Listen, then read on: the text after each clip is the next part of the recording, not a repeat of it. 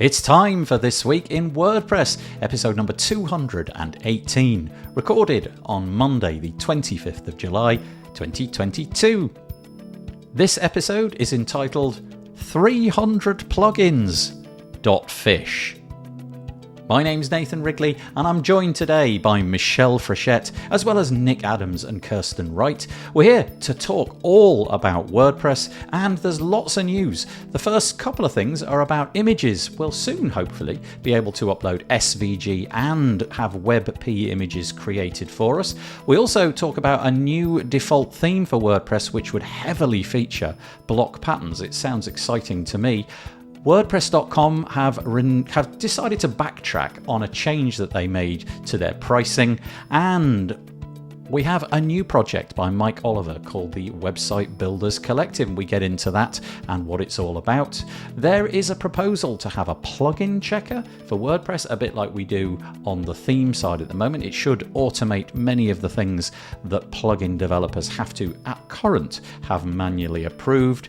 We also get into the fact that I had a podcast episode with Amber Hines all about accessibility and tons of offers. Stellar WP are giving 40% off their entire suite of products. And surprisingly, during the show, we managed to get everybody 25% off WP buffs as well. It's all coming up next on This Week in WordPress.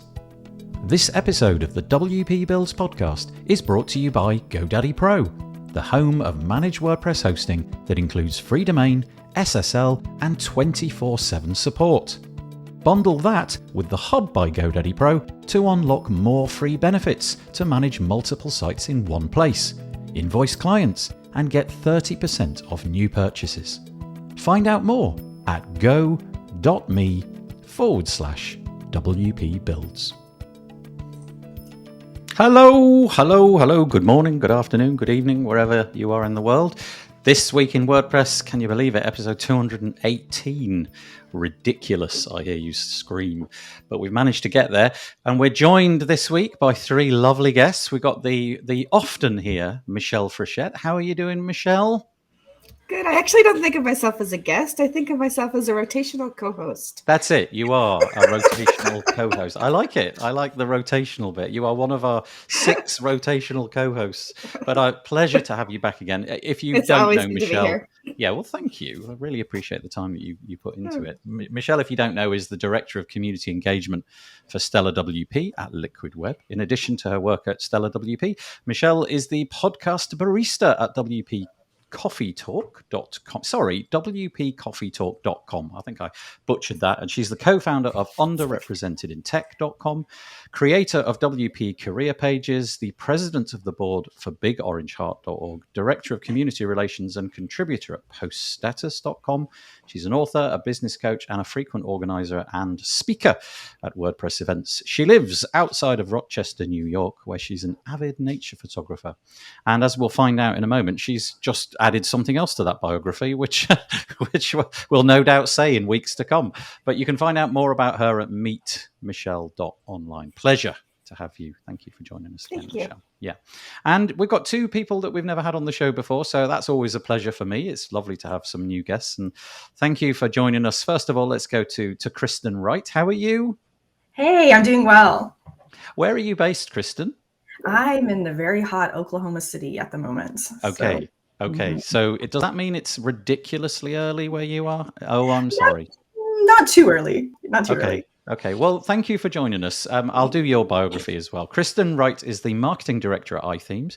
Founded in 2008, iThemes was one of the very first premium WordPress companies and is best known for their WordPress security plugin, iThemes Security, which we will be talking about very shortly towards the end because they've got some nice new features coming out. There's also Backup Body, which was the original WordPress backup plugin. And since 2011, Kristen has led content, email, and product marketing at iThemes, working behind the scenes to build one of the most trusted brands in WordPress. And on the side, she's the creator of The Transformation Year, a year-long email series with daily journaling prompts. She's the author of 2 books on journaling, Tell the Trial and A Tiny Existence. Right, before we go and introduce Nick, I don't even know what journaling is. So tell me very briefly, what is journaling? I mean, I'm guessing it's like just a daily, what I might call keeping a diary. It is a lot like keeping a Okay. diary, in fact. So it's just like a daily record of your day and insights, introspection, all that good stuff. So And has a so is lot the of mental health benefits. okay? I was going to say, is the purpose of it to sort of go back and examine what you did from a sort of mental health point of view and take note of where you were and how your journey was on that day and what which things worked for you and which things didn't? Yeah, it's just it's a conversation with yourself, I guess. Oh, So for a okay. lot of people, you need that outlet to be able to kind of reflect on your day and your Oh, life. that's amazing. That's really cool. So, well, there you go. There's a new guest, Kristen. So, thank you for joining us today. And last, but by no means least, we're joined by Nick Adams. How are you doing, Nick? And where are you? Doing great. I'm in Boston, Massachusetts, where it is also equally ridiculously hot right now.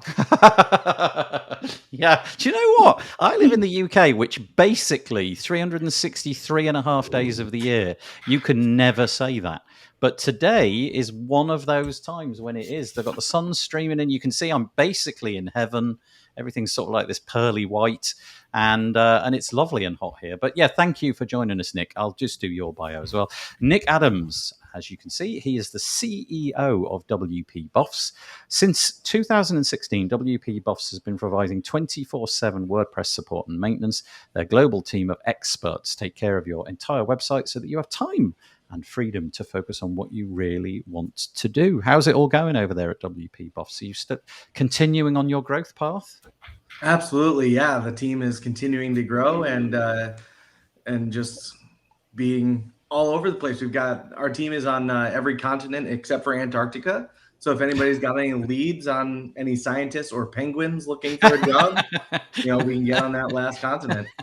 That's so good. Imagine that, having a maintenance plan for a website in Antarctica. That'd be so cool. Just to tick all the boxes, get all the. Do you know what? Do it. Let's see if we can find somebody in Antarctica. Thank you for joining us, all three of you. I really appreciate it, and thank you for anybody who's coming into the comments. Feel free to drop in any comments. If you wish to remain anonymous on Facebook, that's fine. But if you don't wish to remain anonymous and you would like us to know what you look like with your avatar and so on, then you've got to go through this little step. You've got to go to chat.restream.io/FB. Once more, chat.restream.io/FB, and that will de anonymize you and we'll get to see who you are. Like, for example, well, actually, Kathy is coming to us via Google Comments because she's over on the WP Builds page, I think. And she says, "Hi, Carmen." That's very nice. And you see, this person has not de anonymized themselves. I don't know who they are. Michelle is I'm going to 100. guess. Can I Okay. guess? Yeah, go on. I think it's Picha, but I'm not sure. Okay, So all right, let's find out. I'm Michelle just is guessing. 100% winning the vibrancy contest this week. You're Here. talking about, okay, yeah. I never win that contest. Like, there's no chance that I will I ever can win that. I can send you some purple dye if you'd like. No, don't send me the purple dye. Oh dear. Okay, maybe for charity one time. No offense to everyone else, says Peach, and none taken. And as always, you get an award or something, Cameron. He's always staying up late on a Monday night. He's in Australia. Can you send some heat wave my way? Bloody freezing here, he says. just wait a few weeks, Cameron. I'm sure that things will turn around. If you do want to join us in the comments, I'd really appreciate that. And maybe stop for a moment and go and share this. It's wpbuilds.com /live. There you go, wpbuilds.com /live. And see if we can get some more people in having a chat with us. There's quite a few already. But right, let's get on with it, shall we? Let's share the screen and start nattering and droning on about WordPress as we always do. First off, this is our website, wpbuilds.com. If you fancy subscribing, click that link and we'll keep you up to date. We don't need to say much more than that. If it was Peacher on the comments just then, well, I'm doing a thing with Peacher tomorrow. We typically try to do it each month, but COVID and WordCamp Europe kind of got in the way a little bit. So we had a month or maybe 2 months off this time around, but we're doing one again tomorrow. We're doing one of our live UI UX appraisals, and it's happening at 3 p.m. UK time. So it's basically more or less this sort of time-ish. And we're going to do live, and she dissects a couple of websites. If you would like some professional tips and tricks from Peacher, go to wpbuilds.com /UI, and you can fill out that form. And we will hopefully, therefore, feature your show for free. You get some expert tips about some UI, UX aspects for free. So yeah, was it Peacher? Do we know? Anybody know? Was it Peacher? No, it was apparently Oh, Matt. it wasn't Peacher. No, Oh, look. it wasn't Peacher. It was Matt. Was it you, Matt? Consider me the budget. Consider me the budget or the 0.01 alpha Well, hi, version. nice to have you, Matt. Oh, that's great. Thank you. It made me chuckle, that comment. Thanks a lot. Okay, let's get stuck into the news properly. So we're going to be talking about images a lot, plugins a lot, themes a lot this week. It really is ground into WordPress this week. Sometimes we go off-piste a bit, but not so much this week, because there is a plan for adding WebP native support in WordPress. I don't know if you know, but WebP is like all the rage. If you go into any image editing program these days, that's one of the options, along with JPEG and GIF and all of those things. But it hasn't been included in WordPress core. But the performance team is looking for serious feedback about whether this should be added to WordPress core. It seems to me like a bit of a no-brainer, but there you go. They found during some research that really there's a lot of support for it now. There's almost nothing that doesn't support it. So, for example, only a few versions of Safari on Mac OS don't support it, and that only represents less than 3% of people browsing the internet. 97% of email clients support WebP. RSS readers, basically all of the top ones, they don't say which ones they are, but the top RSS readers don't support it. And also they went out and reached out to web hosts and said, look, would this be a problem if we create WebP images as well? In other words, if you upload an image and they create a WebP image, you are, of course, using up some more storage. And the web said, no, sweat it not, don't worry. Looks like on most hosts, storage isn't a concern. Most people are not using anywhere near the allocation that they're paying for. Now, it may be that if you're on a super cheap host that this won't be possible anyway. They haven't built in the support for WebP. But it would appear that really, it's a bit of a no-brainer. The proposal is to have a 355 byte, not kilobyte, byte, uncompressed piece of JavaScript, which would detect whether there was WebP support, and they would only create the WebP images for user-facing content. So, for example, they would still put JPEGs and so on into RSS feeds and things like that. It would only be on the front end of your site. Anyway, there you go. That's the long and the short of it. WebP, I say, let's have it. It's over to you three. I'm all for it, personally. WebP has been around and really just like a solid format for well over a decade at this point. And so to finally see it getting core support and the ability to auto-generate WebP images, I think is going to be great. They work great and they're in very nice file sizes. Yeah, that's the piece, isn't it? It's about the file size, and obviously this has been suggested by the performance team because smaller payloads coming across the wire is better for the environment, it's better for your speed, it's better for your search engine ranking. There's no downside. It's just that we don't have it. So yeah, good point. It's all about the file size coming out the other end. And I forget what it is, but I believe off the top of my head, it's like a 40% reduction on a typical JPEG, something like that. It's a lot. And if you've got an image heavy site, this is going to matter. Sorry, carry on. Kristen or Michelle? Yeah, I mean, reducing speed is important. Oh, sorry. Go ahead. Go ahead. Yeah, I mean, just as far as image size, output too, that's something we see a lot with Backup Buddy customers. It does affect even things like your backups, right? Like you end up having enormous backups because, your images. So a lot of average users don't really realize the impact of image size on their overall size. So, Michelle. Yeah. So I had, when I was freelancing, I had a customer, a local WordPress meetup attendee said, I don't understand why my site isn't working so well. Can I come over? Will you take a look with me? And the hero image was 40,000 pixels wide. And it's not an exaggeration. Like it was. Oh dear. I tried to load the site and it like after 45 seconds, there was still nothing coming up. And I said, well, let's take a look at this. Like, well, let's replace this image first. And then of course it was much faster, but I can see that people who don't know, people who do know what they're doing would love this. People who don't know what they're doing, this would be truly beneficial for. That's the piece, I think, in that if you are doing this professionally, you just know this, right? You've been told this countless times, is optimize your images, make the images the size that they need to be and nothing greater. But if you're just a casual user of WordPress, which is probably the vast majority of installs of WordPress, then an image is an image is an image, and who cares? It's a photograph that I took and it's 14 megapixels. Doesn't matter, it'll be fine. And of course it won't. A lot of the image squishing services like Smush and Short Pixel and Jetpack, I believe, has got it.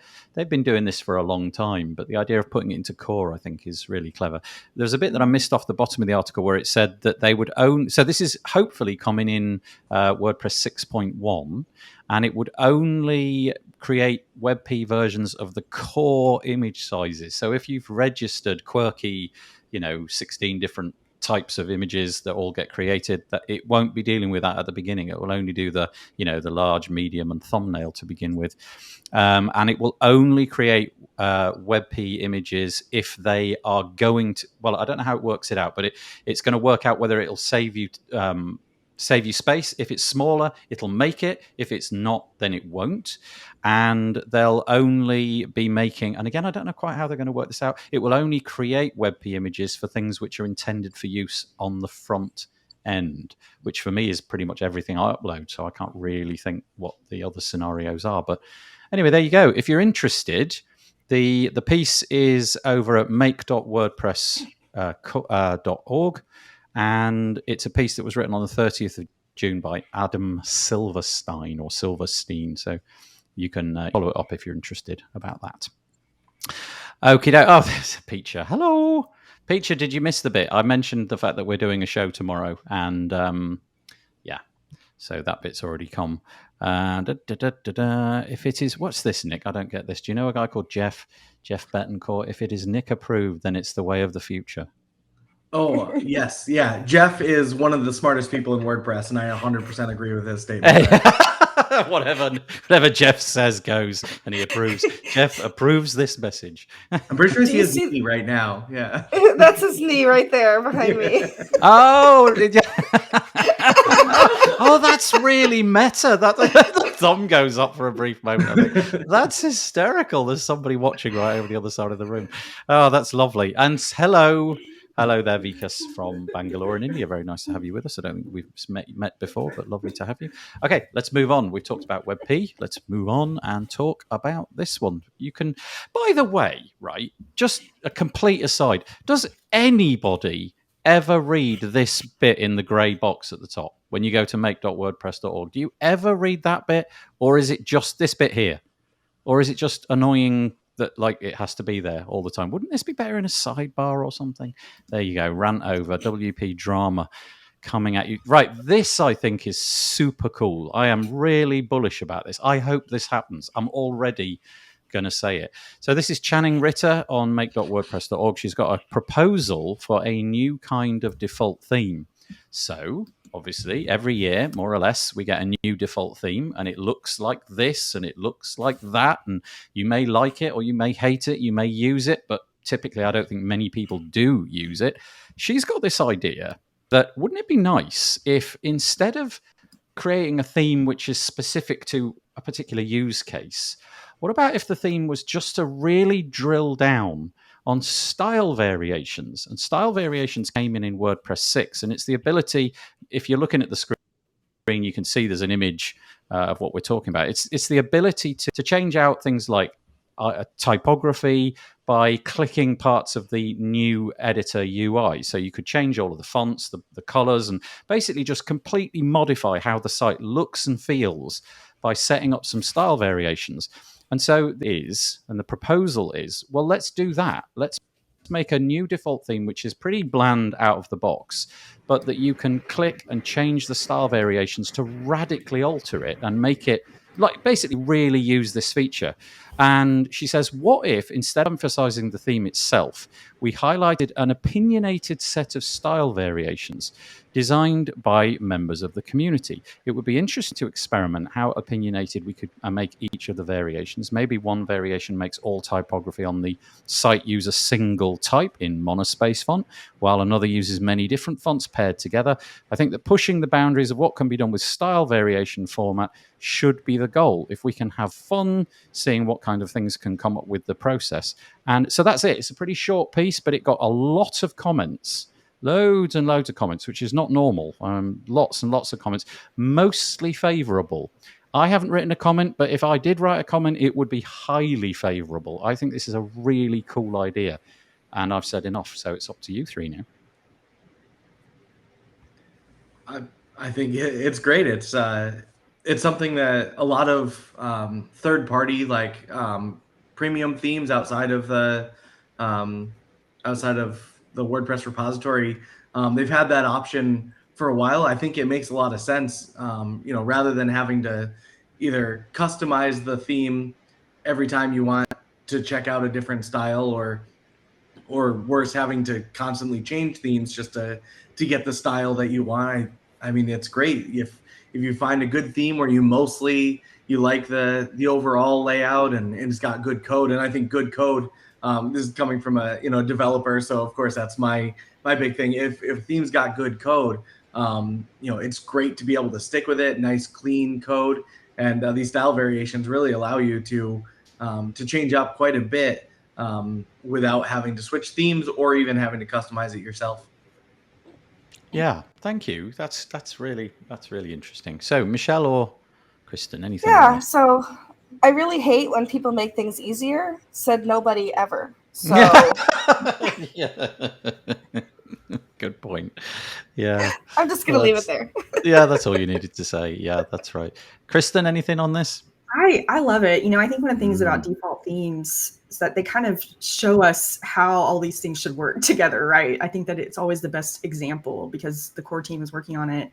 So to see how it's implemented and to see okay, this is what's possible with, full site editing, style variations, it'd be really awesome to see. So all for it. Yeah, because we've always had an opinionated theme, haven't we? 2022, I could actually use 2022, but a lot of the other ones I haven't really been able to use.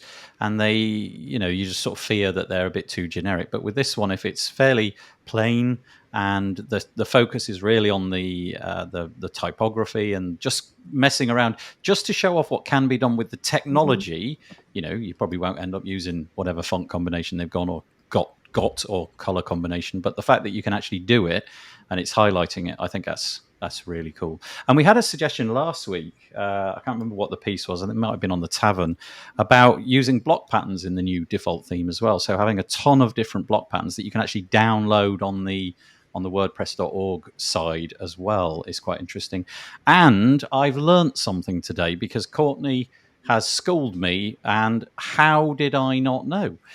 So apparently, Courtney tells me that there's a little box. Look at that. It says hide welcome box. And if you click it, look what it does. It hides the welcome box. Courtney, do you know if this... I'm going to refresh this page and let's see if it's sticky. Look, it stays hidden. Right, that's it. From now on, I'm never seeing that little grey box ever again. Thank you, Courtney. I've learned something new. That's brilliant. Yeah, but after you hide things like that, then you go, nobody's ever told me that before. And then you're like, well, it's in the gray box that you hid.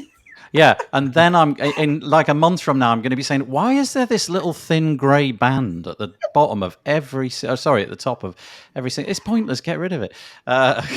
Cameron says, I think it's a good idea, but I can't help but laugh at it because Matt recently said he wanted thousands of full site editing themes and mixed messages, I feel. Yeah, I get your point about that, Cameron. It does feel to me as if we might be heading for a point where we just don't need that many themes. We just need a handful of well-built themes that we just drop patterns into. I don't know if that's the direction that's desirable or not, but it does feel like that's where it's going for me. Team reps, says Courtney, might want the grey box if you want to find meetings. Okay, I'm going to enable it again because now I feel bad for the team reps. So the box is back and it's going to stay there. I should never have mentioned it. Okay, moving on. We're on the Tavern. Sarah Gooding, who, by the way, I think is doing a pretty terrific job, given the fact that Justin Tadlock left probably, I don't know, maybe 6 weeks ago, or she's had to step into the breach. I think she's doing an amazing job. So well done, Sarah. Agreed. WordPress design contribute. Oh, this is the sorry, I do apologize. I'm sort of repeating myself. I was supposed to miss that tab out. I was supposed to come to this one. So we did WebP images. Now we're talking about SVG images. So today it's all about the images. WordPress performance team is working on a module for SVG uploads. I use SVGs for just every logo. I have done for years now. And you have to, because it's not an image, it's not allowed in the media library by default. It's kind of weird, isn't it? I think if you're a non-experienced WordPress user and your graphic designer gave you an SVG image and said, just upload that to your website, you'd be a bit perplexed why it didn't work, because you would probably assume, well, it's an image. What? But it isn't. It's a file format. And because it's a file format, it brings a load of XML text nonsense with it, which is potentially, I say potentially, a security problem. Now, there's a few plugins like SVG Support or Safe SVG, which have got staggering install bases, by the way. SVG Support has got nearly 1 million. And Safe SVG has got over 600,000. So we know that this stuff is desirable, but the intention here is the performance team want to see if we can have this built into core. And not a lot more to say, really. I just think, why not? Let's have some kind of sanitizing process built into WordPress core, and let's have SVGs all over the internets. I pinged Timothy Jacobs, lead developer IT Security, to just kind of unpack what are the security concerns with SVG files, because it's hard, it's just hard to unpack like what's really going on here with SVG files. And he gave me a very lengthy explanation, and I thought it was really interesting because it's stuff I didn't really realize before. And so there's kind of like two parts to this, right? That like, on the one hand, if you create your own SVG files out of Illustrator and export those and upload, you don't have anything to worry about, right? Safe as houses, yeah. Yes, exactly. But the fundamental issue is that because they're interactive, they can include things like JavaScript. Yep. So the part on the WordPress side that I think is really interesting, I didn't realize, is that, there's these protections in place to not allow like less privileged users to upload, executable code. And so that's what we would be unpacking, right? Is like that authors could then be able to upload code that then could turn themselves into administrator users if they've got JavaScript in there that would be, make them into a user with higher permissions. So super interesting. I learned about WPWB, I guess, is the strips, evil scripts. That's what's built into WordPress to help protect that. So I don't know. I thought it was really interesting because I never really understood the specifics of the security risks of SVG. Yeah. So the plugins that we've got at the moment, the Safe SVG and what have you, they do double duty. They allow SVGs to be uploaded, but then they also strip out what they think is the harmful bit, and that's basically what they're proposing. The performance team is proposing. By the way, bravo performance team. There's a lot going on in the performance team at the moment, and they really are churning out an awful lot of stuff, and they've only been going for what feels like 8 minutes, and we've got all of these great things coming along. So I'm going to quote it. It says, contributors propose the idea of working on a new SVG uploads module. They are first aiming to allow users to upload SVG files without scripts. So it doesn't say that they're going to sanitize them. They're just going to make it, by the sounds of it, so that if you have, as you described, the one that you created that doesn't have scripts in it, you can upload those ones. And I don't know if in the future they're going to work on some kind of parsing of the SVG to figure out what they need to strip away. But you're right, they do present a security threat. And with that, I'll hand it over to Michelle or Nick. Yeah. I can say that I have actually seen SVG being used for malicious things out in the wild. So it's a real threat. It's not a big one, mostly because SVG isn't used by most people. Obviously, graphic designers are all very, very familiar with SVGs because most graphic designers prefer vector formats for good reason. But a lot of website owners don't really even know what they are. But you can end up with SVG files just looking for an image for your site, Googling, looking for something. And if you download it from the wrong place, I have absolutely seen where it wasn't a WordPress site, but it was like a custom built site, and they ended up using some SVG files they found online, and one of them had some malicious code in it, and it had to be taken out. It mostly was just injecting. It was like the search engine injection type stuff. So nothing overly malicious, like taking over a server or anything. But that's still, it's a real threat. So I'm glad to see that they're taking it seriously and not just saying, okay, you can upload SVG now. Best of luck. Right. Yeah. I'd be curious to see where they go with this, whether or not it's going to strip things out or it's just going to enable things that already are pre-stripped out. But again, they are great, they're tiny. They're teeny tiny little files. And they, if you expand your SVG, it just looks just as good in the 40 megapixel image version that you were describing earlier, Michelle, as it does in teeny tiny. It's just the perfect way of doing things, but we don't have that support at the moment. Michelle, what were you going to add? No, I said I had nothing to add. It's been said. Okay. All righty. In which case, we've got the thumbs up for WebP and we've got the thumbs up for SVG. That's it. And let's go to this one. Okay. This was the WP drama from several weeks ago. WordPress.com decided that without seemingly asking what their already paying customers wanted, they decided to change the pricing structure. Now, it needs to be added that at WordPress.com, they didn't change the pricing structure for people already on. They were going to grandfather those pricing deals, but they decided that they would get rid of their different pricing tiers. So if you're looking at the image here, you can see we've got 4 tiers. We've got personal, premium, business, and e-commerce. What they did was they basically killed all of those and just went into 2 plans, I believe it was. It was the free and the $15 a month pro plan. Well, the community seems to have spoken. There was a lot of negative pushback at the time. I remember there was quite a few articles all over the interweb saying, what? This just seems madness. Why didn't anybody talk to us about this before you did it?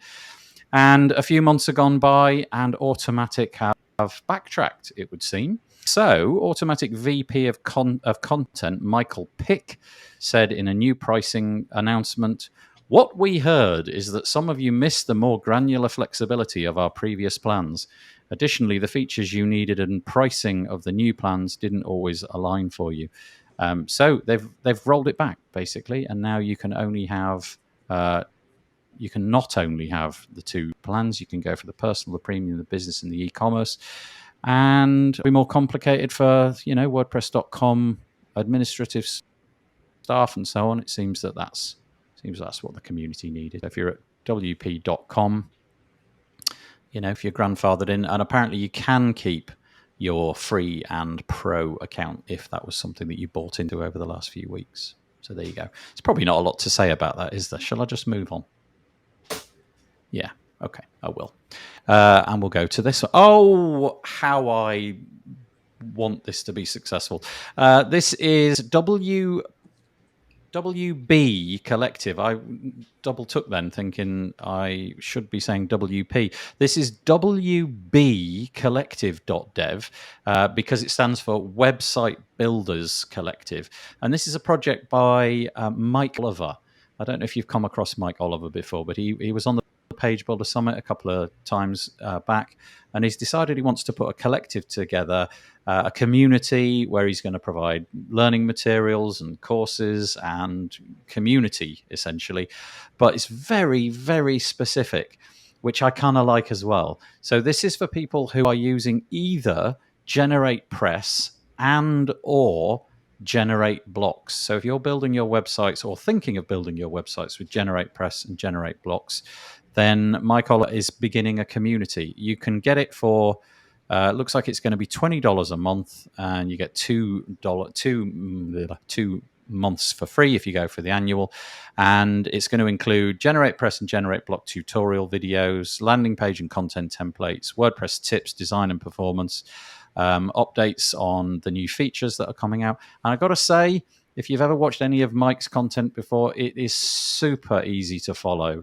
He's an excellent exemplar of building websites with these tools. So I know it stands in contrast to what you're doing over at Stellar, doesn't it, Michelle, with Cadence? But still, nice to have a community for those people who've gone a different route. Sure. I love this. I think, though, I was kind of surprised to see that there's a membership attached to it. I mean, obviously glad, to see it supported financially and by the way of, paying for it. But it was interesting to me to see that it was, there's a price on it to join. So yeah. I think it's really, I don't really have any experience of building a paid community, but my understanding is that is an extremely difficult thing to do. I mean, obviously, if you've got some like red hot topic, and you are Elon Musk, you could probably put a community out there for any amount of money and people will just buy into it almost immediately. But for somebody like Mike starting this out, it's not an inconsequential amount of money, is it either? $20 a month. 240 odd a year, or I think he said that you get a couple free, so it's probably 200 a year. I think that's probably going to be the hardest bit. I have no doubt that the content on the inside will be worth every penny because he is so excellent. But I do hope that that he managed just to find enough people to make it worthwhile for him. So yeah, that was interesting. Anything on this? It's different than like when we talk about a growing, being a community. It's different than just like starting a Facebook group. He's actually providing content that is consumable that you might want to pay for. So it's different than just like, hey, I want to throw a bunch of people in a room and see what happens. This is more like he's building courses and he's building a community based on that. I'm just curious which LMS he's using, but that's a story for another day. Well, I can tell you actually because he does mention it, and he's not using WordPress one. Yeah, I say it's not WordPress. Hold on, the word is Podio. Is that a thing? Podio. Have you heard of that word before? Let me find Podio. There you go. The course platform is podio.com, which sounds like a SaaS solution. I've no experience. I've never even heard of it before, but Podia. Sorry, not Podio. Podia. And yeah, but look. So here's Matt Davis chiming in saying Mike will definitely be successful. He's a smart dude, great designer, and the offering looks ideal for people wanting to get into GeneratePress blocks ecosystem. Offer looks good for the audience, and the price is definitely in the affordable. And then what does it say? Category. It got cut off on the screen, but I'm going to continue reading it. The affordable category. He should be charging more, in Matt's opinion. I imagine he will in the future. Yeah, and thank you. He's confirming that it's a SaaS LMS, and he's using Podia. Thank you for that. Yeah, so what I find really interesting about this one, though, is that he's not trying to hit everybody. He's not trying to do the WordPress course. He's going only for that, what must be a fairly small market, people using GeneratePress and or generate blocks. So immediately you've got the WordPress community, which is huge, down to a tiny little sliver. And I don't know what his expectations are, but I do like the idea that he can concentrate on being hyper laser focused on that exact thing. You have to keep your ears peeled on this one, Michelle, and see if there's a cadence variant to be done at some point. Yeah, I will say I've been a member of the GeneratePress community on Facebook for many years now, and it really is a great team behind GeneratePress. Mostly Tom, but he's there is a team there that's helping out, and the community is great. There's a lot of good interaction there, and I guess if I can offer any unsolicited advice, not actually to Mike, but rather anyone who joins this community is get involved and start conversations. I've seen a lot of communities start up and users and members who join the community, and they come in and they say, oh, this community is boring. There's no conversation. I'm done with it. But someone needs to start the conversations. Mike can only start so many conversations and post so many things. So if it's going to be a community, everyone's got to get involved. So hopefully people will do that and start more conversation and get things going, because that's how you get a nice, strong community that lasts as long as the Facebook one they've had. Yeah, I guess he's been making free content for the longest time around this. I don't know what the cadence is. Sorry, I meant literally with a C. How often he's putting that content out, but it feels like he's done loads and loads of videos over a long period of time. And I suppose the moment does arrive where you think to yourself, actually, I really enjoy doing this. I appear to be quite good at it because people are telling me I'm quite good at it. And every time I put out a video, people tell me how fabulously instructive it was. And I guess at some moment, a little light bulb goes on. And you say, do you know what? I could do this. I could do the exact same thing and possibly make a little bit of revenue for it, and also just do a boatload more of it. And I don't know what the user base that he's looking for is, but basically he does say he wants to move away from client work and he wants to move into content creation. And this is a way of doing it. And if he can get 50 or 100, I don't know what the number is, then he can start to do that and swell the offering that he's got. So yeah. Thank you, Kathy. I genuinely didn't mean to make that slip up, but yeah, cadence is an actual word as well, it turns out, but it's spelt differently. Okay, so best of luck, Mike. I hope that goes well. Maybe we'll get you on the show at some point and you can show us what you've got in there. That'd be nice. Okie dokie. Let's move on. Oh, by the way, I should share the URL. I don't know if I did. I probably did. WP Collective. It will be in the show notes, which come out tomorrow. Okay, right. Look, there's that annoying grey box again. Look at that. I'm going to hide it. I'm so hiding that. Look, you remember I was talking about the performance team and the fact that they're just on fire? More proof if it were needed. This is Felix Arntz from the performance team. Bravo. Talking about the fact that they want to streamline the process of getting plugins included in the WordPress repository. So at the moment, and I don't really have much insight into how all this works, but at the moment there is a theme check plugin, which is a tool, and I'm just going to read off the screen. It says a tool which statically analyzes a given WordPress theme to determine if it follows certain theme developments, requirements, and best practices. In other words, they've automated the process of turning people down to some extent. In other words, if you fall foul of major clangers, the software can spot it.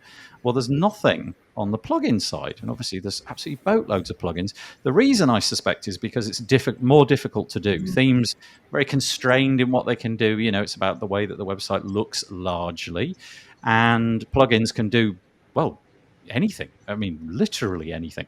So there's been that. And so the primary goal of this is to provide plugin developers with feedback on requirements and best practices during development, provide the WordPress.org plugin review team with an additional automated tool to identify certain problems and weaknesses before manual review happens. So when the intention here isn't to cut out the manual review. I think it's just to put a hurdle in the way so that there's at least the stuff that can be automatically identified is automatically identified, and provide technical site owners with a tool to assess plugins based on those requirements. It's going to be a plugin itself, allowing it to be used in other environments to the theme checker. However, the scope of the plugin checker should preferably be slightly expanded so that it can better adapt to different environments. I'm getting all of this from make.wordpress.org. It was published on the 5th of July, so it's not exactly brand new, but it's called Proposal for WordPress Plugin Checker. I think this kind of stuff presumably is being done to save hours and hours and hours of manual checking, which I guess in this day and age doesn't really need to happen. Over to you. Yeah, I think this is a long time coming. I think anyone who knows anyone on the plugins team knows how hard they work and just how nonstop it is, just like what was going on with the themes team and having to try and review just, sometimes thousands of submissions all at once. And I think really this addresses probably one of the biggest misconceptions in the WordPress space, and is going to help with it, which is something that my company deals with a lot, because all the time we see people who think that the more plugins you have, the worse your site is going to be. And that can be the case. But the thing is, one bad plugin can be way worse than 10 good plugins on your site. Yeah.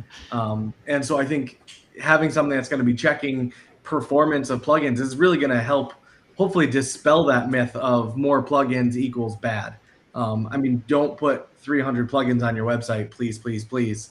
But like, I'm hoping that this will help people understand that there are good plugins, there are bad plugins, and I don't mean malicious necessarily. I mean, sometimes it's just the developer either didn't know how to write better code, or didn't know about all sorts of things like asynchronous loading and stuff like that. And so you can have somebody who made a great looking plugin that just absolutely bogs down a site. Right. And you can have, like I said, 10 people who created very streamlined plugins that do all of those same features. And those 10 will load faster than the one that's not as well done. And so what they're putting here in this checker, hopefully, what's in the proposal, is going to really help address that and deal with all those free plugins that maybe were not very well coded.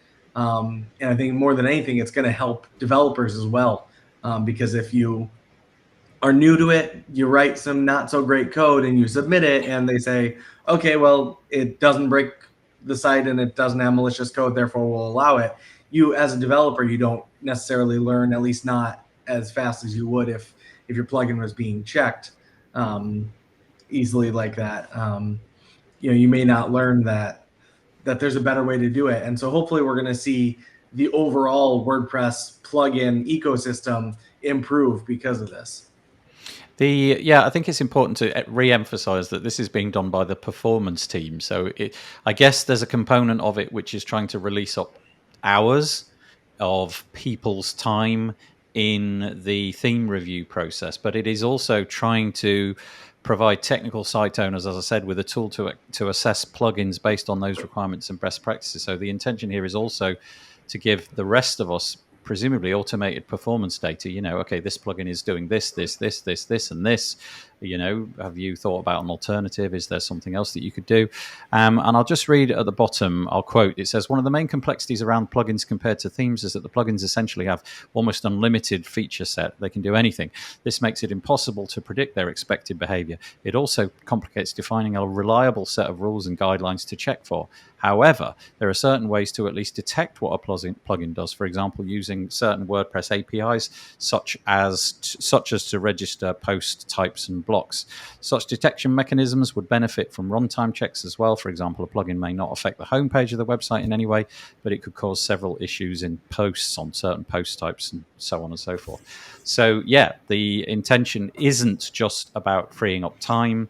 It is also about getting developers some handy automated information, presumably that could be run almost the moment you submit your plugin. It might be able to give you data back within half an hour or something, which would be really useful for you to know, what, this plugin's got no chance of being accepted on the repository. Go back, have a little bit of think about this, and this, saving a lot of people's time. We also know that the plugin review team has now had to become anonymized because of threats and lashback. And so if this was automated and you were getting an automated response, it takes a little bit of that animosity away. It's not a person that said, your plugin is bad. It's like, it didn't meet the basic requirements. That's so right. You have to take a look at it again. You can rail it. You can rail against the software. Rage against the machine, I think is right. Yeah. But what I would love to see too is thinking back to I don't want to say lowest common denominator as in negativity, but people who build their own websites and then try to maintain them and don't know the difference between 40,000 pixels and whatever are the people who also go, oh good, there's no updates. I don't have any plugin updates that I have to do. Then there are those of us who go, wow, that plugin hasn't had an update in a really long time. That's a red flag, right? And so I would love to see show up on our dashboard, our plugin dashboard, say, this plugin has been sitting here for 3 years and haven't had an update. You might want to look at that, right. Because you go to the repo and it says, hey, you might not want to download this one because it hasn't had an update since, it's not necessarily hasn't been checked for compatibility with the current, WordPress version. We don't see that in the dashboard, though. Nick, do you do that kind of stuff with your clients? Do you, for example, alert them to the fact that you've had a plugin that really hasn't been updated for, well, let's say 4 years is a really catastrophically long time. Do you do that kind of thing? Do you get in touch with them and say, look, this plugin really is not to be trusted anymore, or you need to update it, or indeed, can we swap this one out for this one because we've got misgivings about things? Yeah, absolutely. And that's something that does come up all the time. Someone will have a plugin, and perhaps that plugin is known to have a security vulnerability, or it's been so long since it's been updated that you just don't know, is there a security vulnerability that's just not known? And so, yeah, that is something that we all the time are having to contact people and say, hey, you've got this plugin, it's been abandoned, or you've got this plugin and it's just causing issues. So we do handle that from both a security and a performance perspective, because bad plugins really are threefold in that they can be bad for security, they can be bad for performance, and they can be bad for user experience. And so, yeah, for all those reasons, it is nice to be able to use a tool like this. And I'm actually excited that, their proposal includes making this a plugin itself. So you can actually load this up on any site you want and run the plugin checker. And so that's hopefully going to be a new tool that can maybe work along that a lot of us use on the management side. Yeah, that's nice. I actually had a quirky situation the other day where I was informed by the software that I use to update client websites and so on, that a plugin had been abandoned, and I can't remember what the threshold is. It's like 24 months or 18 months or something like that since the last update. And when I looked into it further, it was quite curious because this plugin it did the tiniest, most unimportant of things. And I contacted the developer and said, "Are you intending to update?" And he said, "Well, we would, but there's nothing to update. Everything that we wrote back then is still totally valid. There's no security threat. We do one thing, and it's like the whole plugin is about 8 lines of code. Nothing's changed." And I said, "Oh, that's interesting, because it's being flagged on my software as a potential problem." And he said, "Yeah, that is curious. Maybe we should just go in and update it with literally a comment or something." I said, "Yeah, that might be a sensible idea. At least it would look like it was being updated." So there are situations where that may not matter. I do apologize for the fact that I'm going further and further into the pearly gates of heaven, but the sun here is beating down, and don't go into the light. That's right. Don't go into the light, Nathan. Yeah, slowly going towards heaven. Right. Okay. Fascinating. Kristen, I forget. I just wanted to say, from the security side, I think the plugin checker is really going to be a good thing, right? Because we release a vulnerability report every single week at iThemes, and we're seeing anywhere from 20 to 100 new vulnerabilities specifically in plugins, each week. And so the amount of plugins that are being closed or shut down due to those issues, but they're not being patched, I think getting those vulnerabilities as a proactive measure spotted before plugins are even approved is going to be a huge win for the community as a whole, because plugins really are the biggest source of vulnerabilities at the moment. Lots of people using vulnerable plugins. So just so that you know, Kristen, we feature your plugin vulnerability pretty much every time it comes out. Sometimes it's a toss-up because there's the rival WordFence or something like that produces something more or less on the same day. So, but yeah, it's going in this week.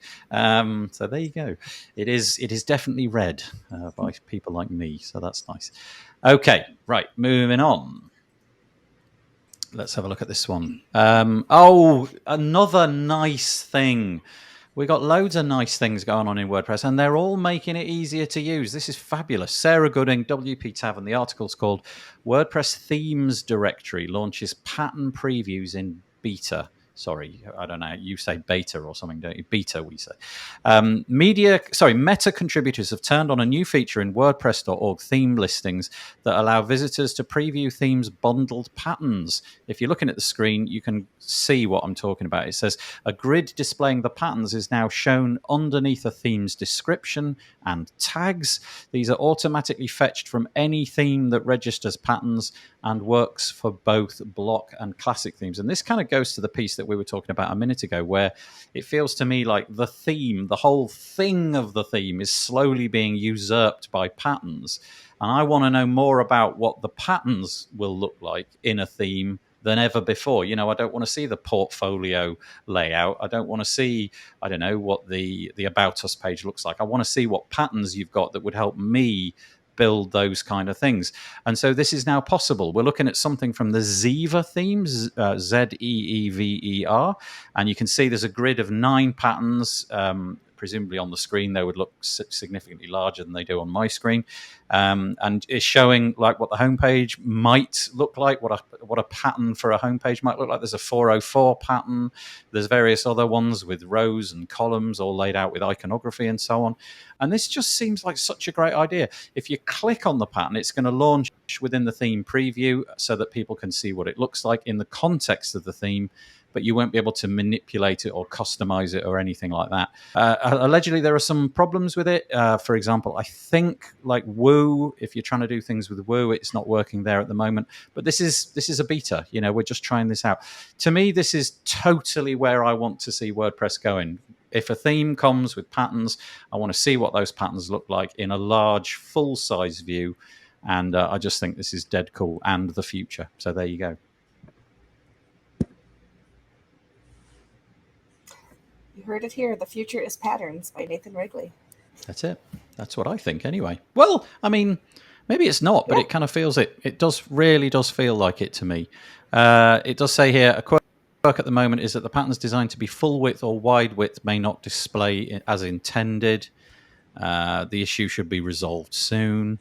Themes without, an important point, if you're designing themes at the moment and you're not using patterns at all, it says themes without patterns are not necessarily disadvantaged by this new preview section, as the pattern directory has grown considerably since its launch to host more than 800 block patterns. Anyway, I think that's cool. If nobody's got anything, I'll go on to the next one. But if you do, go for it now. I'll just say that patterns and the use of them across your site can really lend to your branding. So it can really become a cohesive element throughout your website and match your branding for sure. So I think it's really kind of cool.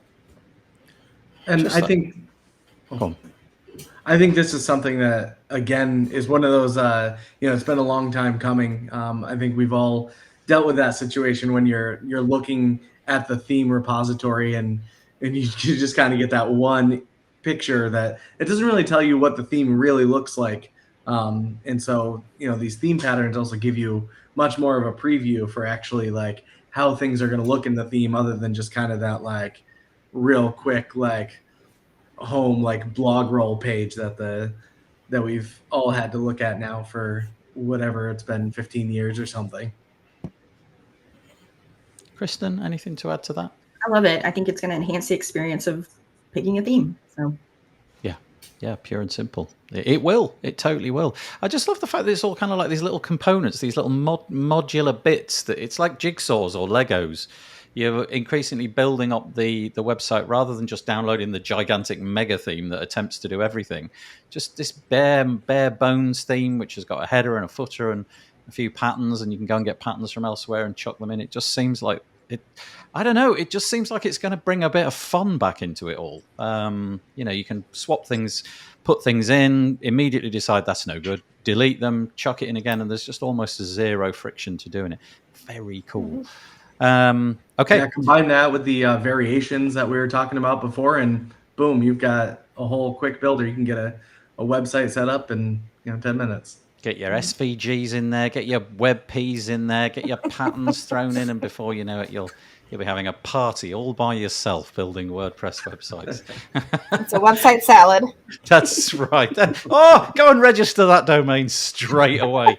Website salad. Do we have .salad as a we should. as a top level Do you know domain yet? my favorite domain ending is .fish. I can't believe you can buy a .fish domain. Is there any domain on earth with the .fish ending? I'd be surprised. By the way, it was you, Nick, earlier who said that you shouldn't go out and install 300 plugins. I am going to write a plugin called 300 plugins, just so that you can say to people, don't install 300 plugins. Yeah, you can find it at by Nathan Wrigley. It's not to be trusted. Yeah. Okay, right. Let's get back to the stuff.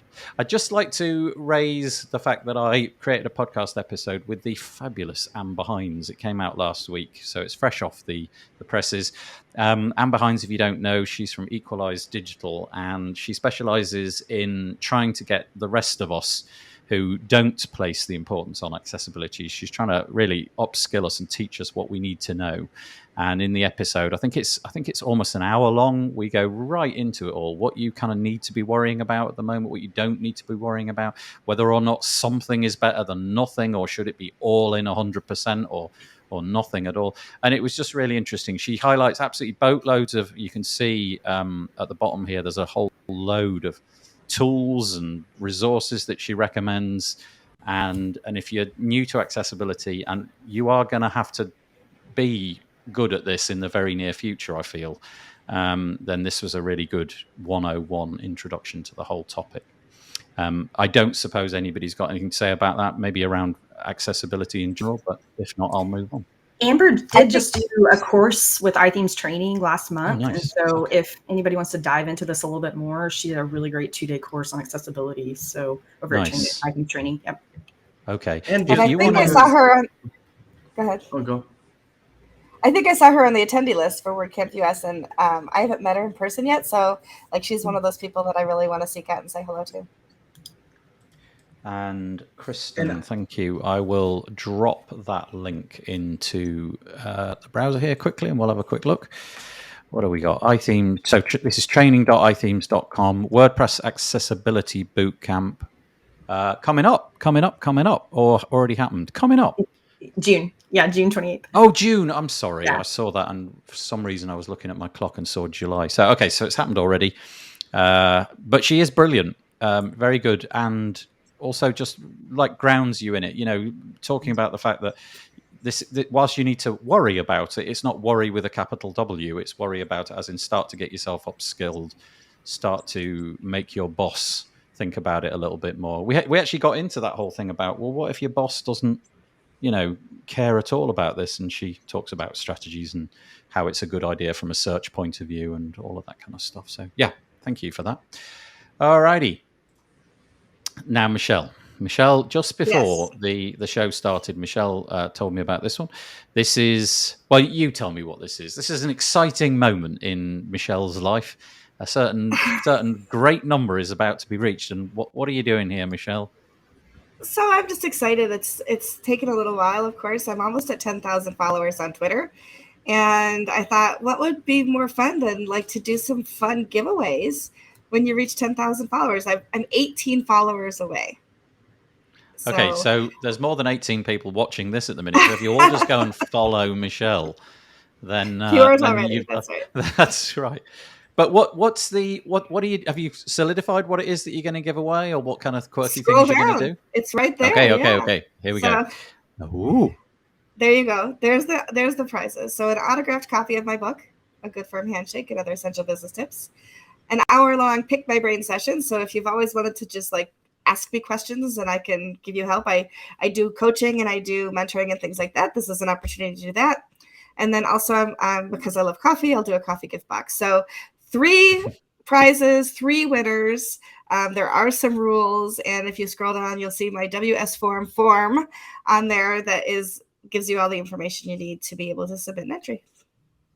Right, I've put Michelle's Twitter handle on the screen there. It's at Michelle Ames, MICHELLEAMES, and no doubt with that you'll be at like 44,000 by tomorrow morning.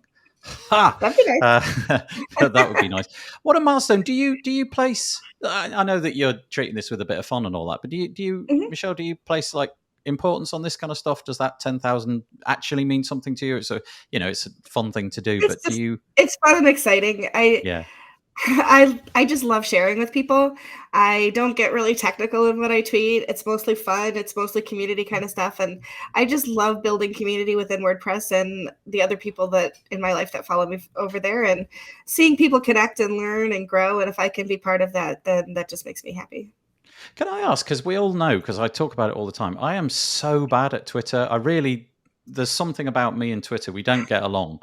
And I find that if I follow lots and lots and lots of people, so many hundreds, I get confused about what's going on. And also I don't really get to see the things that I want to see because it's sort of diluted a lot. So I don't know if that's a thing, but or are you one of those people that follows 150 gazillion people and hopes for the best with their feed? I will definitely unfollow people that are, spamming Twitter. Yep. And there are words and phrases that I have on like a block list, or if you will, like a filter list. So anything political doesn't usually show up in my feed anymore. I saw Chris Wigman yesterday was posted that he figured out how to filter out Wordle, so he doesn't want to see people's Wordle scores anymore. So he found a way that won't show up in his newsfeed. So basically, Nathan, I think you need to sign up. You need to win that hour consultation. And That's right. I will teach you Twitter. It's a recurring theme. I don't get it. I don't get how replies are populated and where the thing that I just don't really get it. And I've never spent the time getting it. But I also didn't know what you just said was true. I didn't realize that there was a way that I could insulate things in my Twitter feed. So it's like, muting. For example, I just remember it. So you can mute words and you can mute phrases. Okay, and you can do that all in the Twitter UI, can you? Yes. You see, that's how good I am at Twitter. I didn't know that you could mute things. Okay, that's great. I've got a laundry list of words. But you see, my strategy for avoiding that was just to not follow people or unfollow people when I realized that a proportion of their tweets were about things which they're very keen on, but don't necessarily cross paths with what I'm keen on. And I felt that was a bit of a blunt instrument, because I want to see the majority of what you wanted to say, but maybe there's this odd bit. And now that I know that you can mute things, I'm going to go and write the word Wordle also. There you go. All right, thank you. You guys big on Twitter, Carmen and Nick? You get into Twitter and use it a lot? Yeah, I'm terrible at Twitter, which Michelle knows very well, and she tries so hard to get me to be better at it, and I'm just not. But she tells me when there's something I need to see, so that's what's important. Yeah, this is true. I text him things to look at on Twitter. But you see, that to me is about the most useful person on Twitter. Is the person that's keenly interested. So in my case, it's WordPress, right? That's basically what I want to see on Twitter. I mean, my family and friends and all of that, nobody's really using it for that. We're all doing it in other ways. And so I just want to see the WordPress stuff. So when I see a link from somebody who I know is into that, so like you, for example, Michelle, that's immediately got my attention because I know that it'll be useful and you'll have applied your own filter to that already. Which is great. Well, that means you didn't see my tweet yesterday where I had the most epic bedhead ever, and felt the need to share that photo on my Twitter account. I did see that one. I did see that was the close up of you and your face, right? Yeah, that was a good one. Yeah. I don't know if that would have made it through my filter if I'd have been applying mutes and okay. Oh well, thank you. And Carmen, are you a Twitter user? I guess for iThemes and I think things you mean Kristen. Sorry, what did I just say? Carmen. Carmen's my friend though. Over it, yeah. Yeah, the reason I said Carmen was because Carmen's just written a comment down here, look, and I've just spied it and said, sorry, Kristen. No, it's fine. I'm probably a casual Twitter user. Michelle also knows that I'm not the best at Twitter. I can find it quite addicting if I'm not careful because, you're just scrolling endlessly. But here in Oklahoma City, we have a pretty active weather Twitter because our weather is pretty wild here. So I do follow a couple of hashtags related to our weather. So yeah, it's fascinating. Yeah. So we don't want to get into the whole Elon Musk thing, do we? No, we do not. We're not. We're going to stay on the WordPress thing. You can mute the word Elon. Oh, do you know what? I don't really know anybody that's talking about that, but it's actually got into the mainstream press over here, which is just abhorrent. You know, who anyway, let's not get into that. Let's carry on. Right, so from one Michelle thing. So go and find that out. That's Michelle's that's meetmichelle.online, and the latest post you can find out about that. But also you've got a sale on over at Stella. This is a whopper. We do. This is a big one. This is Black Friday in July for an entire week across all of our Stella brands. Can I just ask, has this begun, or are we getting a sneak peek? It did. No, this started today. It started today. It runs through the end of the month, the 31st. And it's 40% off of all the Stellar plugins. So if you were to scroll down, you'll see all the different plugins and the links through to those sites. And yeah, Let me just get the URL on there. So I don't know if it's applied across the website as regular website, but if you want to see it all in one page, it's stellawp.com/Stella-sale. Right, let's have a look. iThemes down from $80 to $48. Restrict Content Pro from, let's call it 100 down to, let's call it 60. LearnDash monthly pricing. That's the cloud. That's our brand new LearnDash cloud. Instead of $29 a month, it's $14 a month to start. That's more than 40 though, right? That's more like 50 something. Oh yeah, it says there. Look, 50% off. For the first. I'm going to be annoying. Look, I see it. We'll fix it later. For the first 3 months, which I like it. Shut up, Wrigley. The events calendar. This is the one that interests me. I run an event, and this is intriguing. Down from 230, let's call it, to 283. 183. Yeah, it's gone down from 230 to 283. It's gone down by a negative amount. Give WP 350 to 210. Cadence WP 220 to, what is that? 130. 131, yeah. Iconic 300 to 180. And orderable 150 to 90, more or less. I'm rounding, but valid. This offer is going to keep going until the 31st of July. So you've got another 6 odd days. Is that literally everything that you guys have? There's all of it. Wow, that's neat. Yep. I'm going to add that into the show notes as well, and let's see if we can get you some sales of. Thank you. Stellar stuff. You're welcome. No, that's great. I'm gonna get you a new T-shirt because you wear T-shirts on the show, and I got to be wrapped. So you're getting some T-shirts coming your way. I do wear T-shirts on this show, but you've probably noticed I have basically 3 T-shirts, and it's one of those 3. So complete aside, I'm the kind of person that the T-shirt that's on the top of the pile, that's what's getting worn today. And whatever's on the top tomorrow is going to get worn tomorrow. So some weeks it just goes 1, 2, 1, 2 as I wash one and just put it straight on.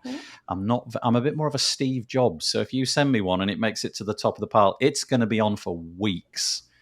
That works. they almost walk themselves. Right. Okay. So Stella WP sale. Very cool. Right. We said at the beginning of the show that we were going to add something to your biography. Here it is. Yes. So this isn't just even hang on. Wait. This yet. Is the coolest URL. Like this. I do not know how you got this. WP.events. Anything that begins with 2 letters, I thought was like basically not available. How did you get it? It was available. I don't know how to say that's just so good. If you go and try December, to get 2 letters I was in San Antonio, and there we go. Like WP.com, of course not, but WP.events was available. And with one of our plugins is the events calendar, and there is no longer any there's no longer a website that shows all of the different WordPress events. So you have, WordCamp.org, which shows all the WordCamps. You have Meetup, which shows the meetups. but you don't have anything that shows the summits and the webinars and all of the different events that we can all be part of. And so I wanted to create a website that would be a repository for all of those different things. And so we're using the events calendar, of course. If you scroll down, you'll see the events that I've already loaded into the site. And at the top and at the bottom, you have the opportunity to add your own event as well. So when the next Page Builder Summit comes up, I expect you to put that in here, and we'll get that added as well. And so, we've got a brand new logo for it. Thank you to Alex Menev over at Stellar Liquid Web helping us out there at the Stellar level. And yes, we'd love to see your events in here. This is the softest launch ever because I'm putting out a press release later this week. And so those of you who are listening now are getting the scoop, but this is exciting. We actually started working on it 2 weeks ago, and here it is ready to go already.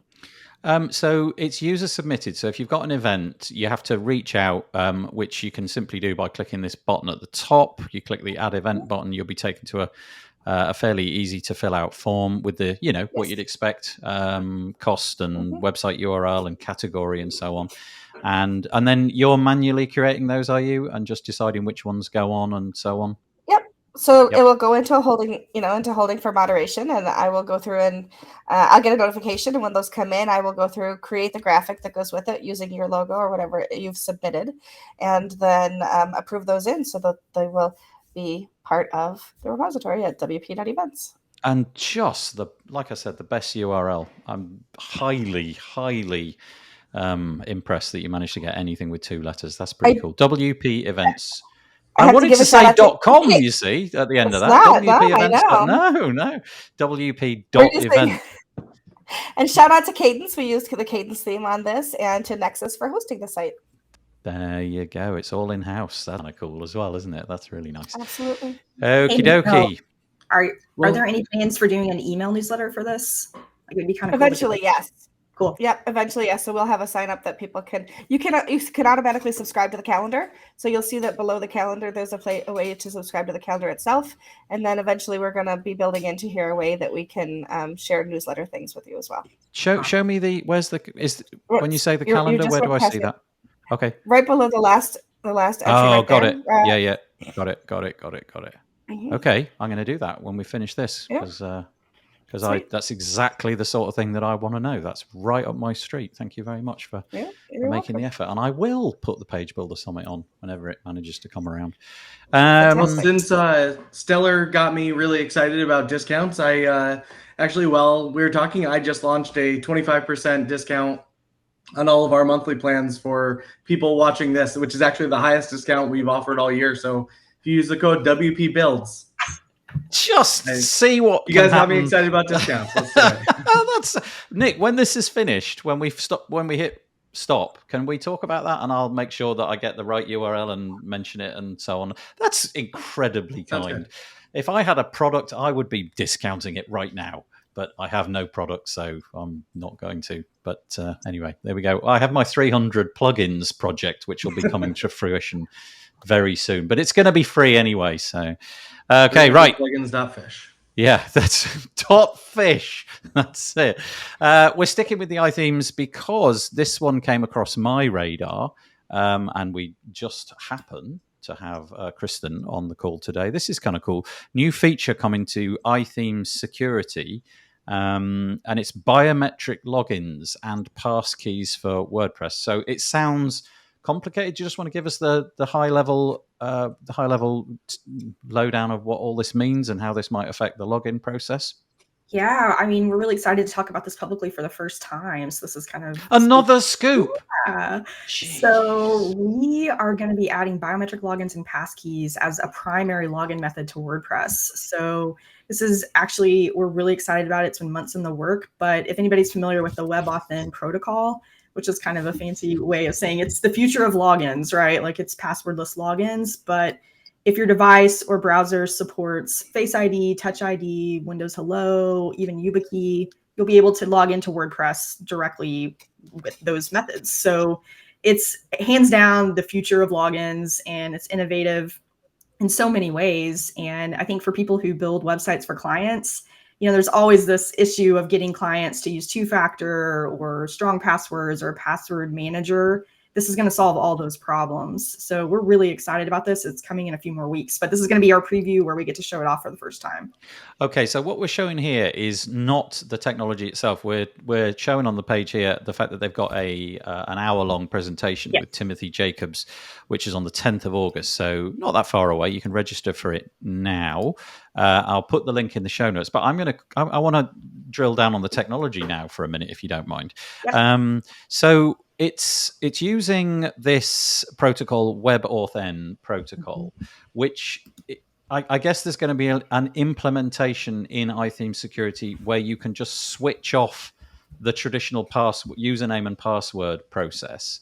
So you'll go to your website, I don't know, /WP-admin or something, and you may not want to give too much away. I don't really know. But if, let's say, for example, I'm on my iPhone, how does it work? Am I going to be given the option to log in with Face ID and I'll hold the phone up to my face and I'm in? That's all there is to it. It's seamless. Yeah, it'll give the options of registering different devices too. So, I mean, you're not going to only be logging in from your phone. In fact, like we talked at length about how many users actually log into their WordPress site from their mobile device. Good point. Yeah. Right. But I think a lot of customers do. Like if you run a WooCommerce shop where you like an events calendar site where you're selling tickets, like you probably do have a lot of customers that log in from their phone. So it's something that it's going to change things. Every time we've seen a demo, our minds are just blown. And so I think one of the best examples right now, though, is Apple. If you log into your Apple, account, Apple ID from Safari, you'll see kind of how that flow works. Well, it'll look like that for WordPress. So it's just. That's cool. That's really, really cool. Now, before the show started, and you mentioned that you wanted to talk about this, I told you that I have one of these things, this little YubiKey device, which is a USB. It's basically a keyboard on a tiny little USB stick. And I use this to secure as much as I possibly can. This too? I could log in with this? Yep. WebAuthn supports YubiKey, so you'll be able to do it as well. So it's incredible. We're super excited to be bringing this. I mean, secure logins is still, besides vulnerable plugins, secure logins are like the two big things about securing WordPress. So this is going to be awesome. This is going to be awesome. I love all this kind of stuff. I don't understand the implementations and how the actual tech works, but and I do. I'm using a YubiKey. I actually don't know that many people that use YubiKeys. So yeah. I have a whole cupboard full of tinfoil hats for when the aliens invade, and I just don't want any of that radiation. It's all going on, and so absolutely brilliant. And if you combine this with the Stellar WP offer that we mentioned earlier, where they're knocking 40% off, then maybe this is a good time to jump in if that excites you. That's brilliant. Yeah, thank you for that. What a great.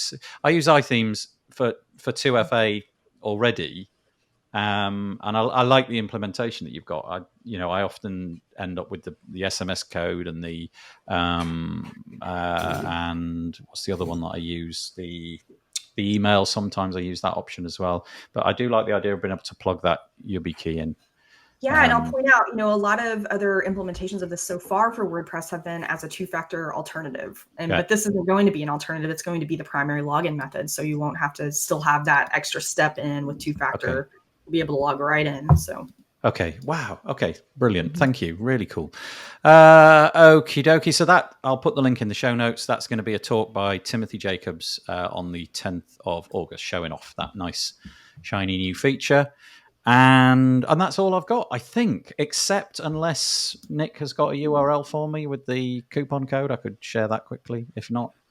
So I right now just go to wpbuffs.com and use the coupon code WPBuilds and get 25% off your first month of any of our plans. I'm going to call this one the coupon show, I think, because we're doing pretty good this time. Every week we need to come up with a name for the show, and often it's a bit sarcastic and pithy. But I think we'll call this one coupon. No, I might call it Kristen. I might call it Kristen is actually called Carmen. You never know. We'll see how we go. I thought it was going to be .fish. Yeah, well, yeah. Okay. There's too many. That's all I've got. I don't know if you guys have got anything you want to throw in. We're going to finish possibly 5 minutes early, but that's okay with me. Call it .fish, says Cameron. Perfect. Cameron and I are often on the same wavelength. Yeah, I'm it's just going kind to of say fun. that. Yeah, it's interesting. But that's it. I'd like to say thank you to Michelle, obviously, one of our 6 rotating. I'm going to go for rotating co-hosts. I like that. The next time I want to see you actually spinning around. Yeah, that's not going to happen. No. And thank you also to Kristen. See what I did there, and also to Nick. Really appreciate having you on. I'd love to have you, both of you, back. We know Michelle will be coming back, but Kristen or Nick, if you want to come back at any point, we'll talk about that after the show's ended. Now, unfortunately, both of you may not be aware of this. I am now about to humiliate you horribly, because you have to raise your hands, because this is how the image goes, and we just do this for like 3 or 4 seconds. It's terribly embarrassing, and it's over. And you can now lower your hands, and I'm going to say thank you very much. Thank you to all those people who wrote us a comment. Really appreciate your participation. We'll be back next week. Next week's going to be the last one because I'm going to have a week off to go on holiday, which will be quite nice. So I'll see you next week. Thank you very much.